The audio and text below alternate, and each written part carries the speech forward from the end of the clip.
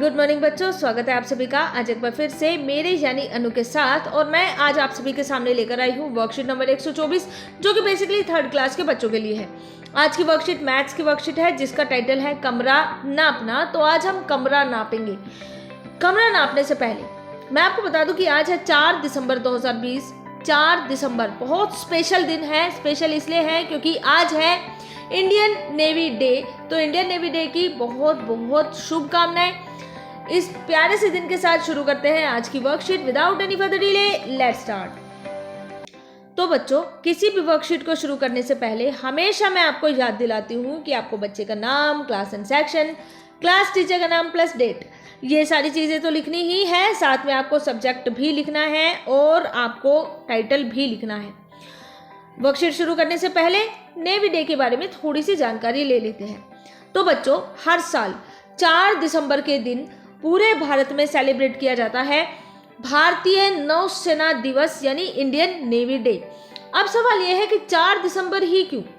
क्योंकि बच्चों 1971 में जब भारत और पाकिस्तान का युद्ध चल रहा था तो उस युद्ध में भारतीय नौसेना यानी इंडियन नेवी की जीत हुई थी और इस जीत को सेलिब्रेट करने के लिए हर साल हम 4 दिसंबर को इंडियन नेवी डे मनाते हैं। तो जब भी 4 दिसंबर आएगा भूलिएगा मत कि आज है इंडियन नेवी डे। इसी के साथ ही जश्न के साथ साथ कुर्बानियों को नहीं भूलना चाहिए। तो बच्चों, इस दिन नौसेना के उन जवानों को भी याद किया जाता है जो युद्ध में शहीद हुए थे। जवानों की शहादत को सलाम करते हुए शुरू करते हैं आज की worksheet without any further delay. Let's start.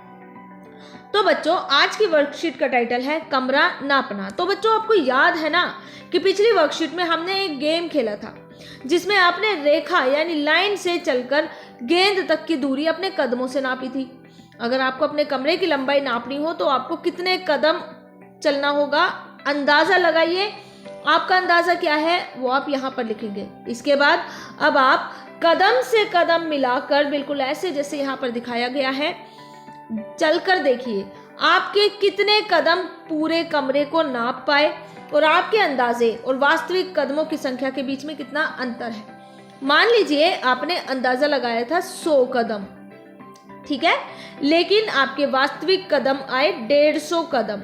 तो अब अंतर को कैसे पता लगाएंगे?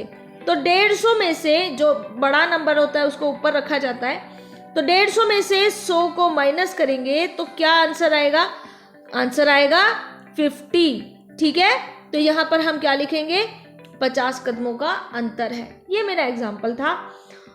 आई एम श्योर 100 कदमों से ज़्यादा भी हो सकता है। आपके कमरा डिपेंड करता है कितना बड़ा है, तो आप उसी अकॉर्डिंग इसको पूरा करेंगे, ठीक है।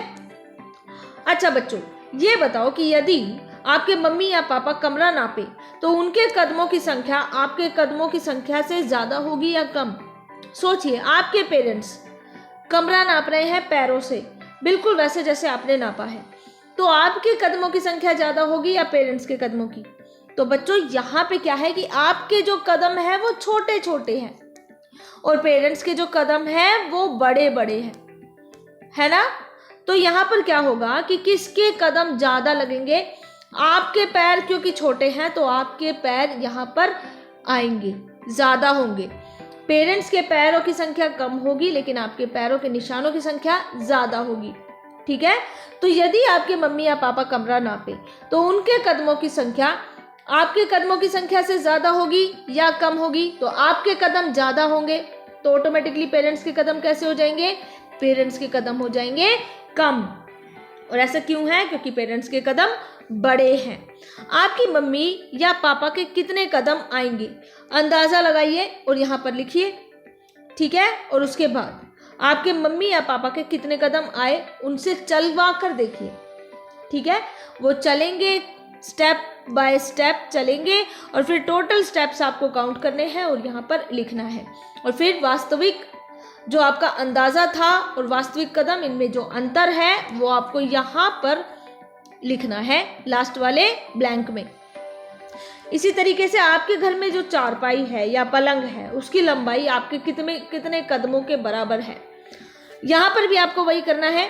सबसे पहले आपको अंदाज़ा लगाकर यहाँ लिखना है फिर नाप कर देखना है कि एग्जैक्टली आपके कितने कदम आए यहाँ पर, और फिर अंतर बताना है।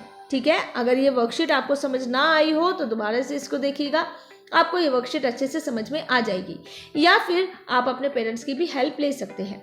पेरेंट्स के लिए सुझाव ये है कि डियर पेरेंट्स, बच्चों से बात करें कि लंबाई नापने में कदमों की संख्या अलग अलग क्यों आ रही है।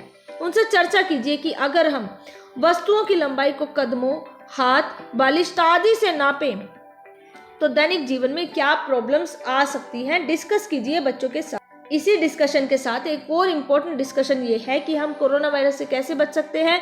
अपने हाथों को साबुन व पानी से नियमित रूप से धोकर, मास्क पहनकर बाहर निकलेंगे और फिजिकल डिस्टेंसिंग का पालन करेंगे, यानी 6 फीट की या 2 गज की दूरी अपने और अपने साथी के बीच में होना जरूरी है। फिलहाल आज के लिए इतना ही। कल फिर से मुलाकात होगी एक नए दिन में एक नई वर्कशीट के साथ। तब तक के लिए अपना बहुत ज्यादा ध्यान रखिए। Good bye and God bless you all.